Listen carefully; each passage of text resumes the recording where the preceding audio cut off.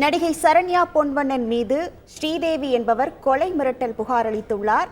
ஸ்ரீதேவி அளித்த இந்த புகார் குறித்து விருகம்பாக்கம் போலீசார் விசாரணை மேற்கொண்டு வருகின்றனர். கூடுதல் தகவல்களோடு இணைகிறார் நமது செய்தியாளர் சசிதரன். வணக்கம் சசிதரன், என்ன காரணத்திற்காக ஸ்ரீதேவி இந்த கொலை மிரட்டல் புகார் அளித்துள்ளார்? முதற்கட்ட தகவல்கள் என்னவாக உள்ளது?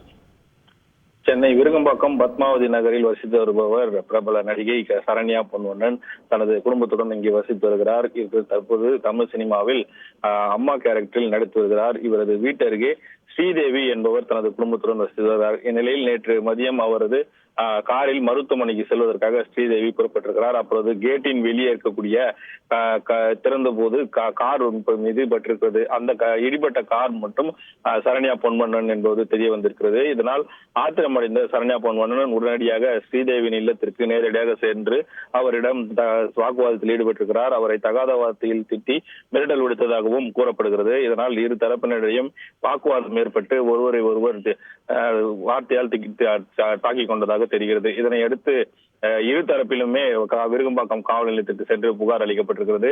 புகாரை பெற்றிருக்கக்கூடிய விருகம்பாக்கம் போலீசார் இரு தரப்பிற்கும் CSR வழங்கி விசாரணைகளை மேற்கொண்டு வருகிறார்கள். உங்கள் முழு விவரங்களுக்கு நன்றி சசிதரன். செய்திகளை உடனுக்குடன் தெரிந்து கொள்ள உடனே சப்ஸ்கிரைப் பண்ணுங்க.